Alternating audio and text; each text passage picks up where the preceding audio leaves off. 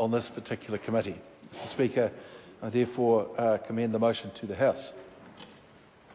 Mr. Speaker. The question is that the motion be agreed to. The Honourable David Parker. Mr. Speaker, on behalf of the Labor Party, I absolutely endorse the nomination of the Right Honourable Winston Peters for this position. As the Honourable Jerry Brownlee has already indicated, there's no one in this House with longer experience or indeed broader experience than the Right Honourable Winston Peters. I don't think anyone in this House doubts his capability. We may disagree on minor matters at a time, but I think all of us know him to be a man of integrity who will get the balance right between the security interests of the state and the rights of people not to be intruded upon unduly, and will be discreet as is required. So I have no hesitation in recording that, well, as nominated by the Leader of the Opposition.